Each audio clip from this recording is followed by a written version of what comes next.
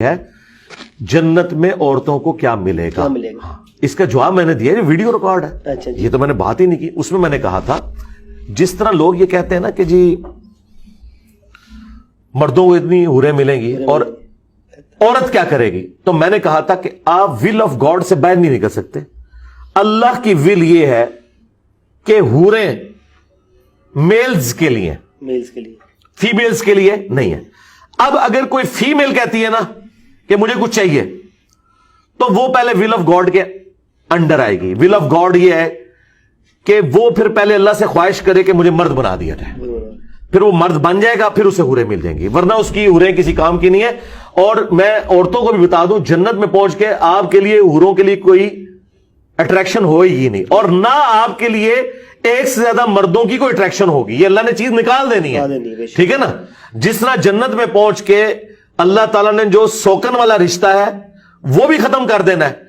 کسی حور کو جیلسی نہیں ہوگی دوسری حور سے کہ یہ اس کے عقد میں ہے, ٹھیک ہے. یہ اللہ تعالیٰ چاہے تو کر سکتا ہے نا, یہ اللہ ہی کر سکتا ہے, دنیا میں پاسبل نہیں. جنت کی ڈائنامکس الگ ہے. جس طرح اللہ تعالیٰ سورۃ الحجر میں فرماتا ہے کہ جو اہل ایمان کے درمیان آپس میں جو رنجش کی وجہ سے کوئی کینہ آ جاتا ہے, تو ہم جنت میں ان کے دلوں سے وہ ساری چیزیں نکال دیں گے اور وہ تختوں پہ آمنے سامنے بیٹھے ہوں گے ٹیک لگائے ہوئے.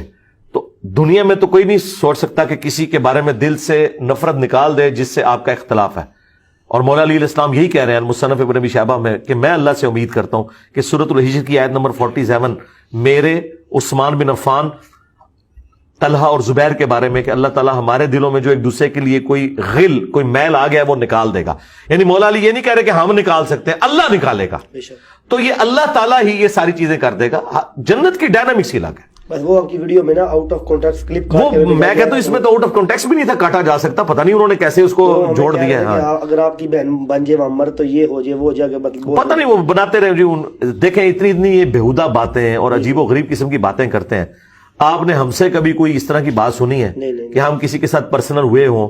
ضرورت ہی نہیں. اس کی وجہ یہ ہے کہ جب ہمارے پاس علمی دلائل موجود ہیں تو ہم کیوں کسی کے ساتھ پرسنل ہوں.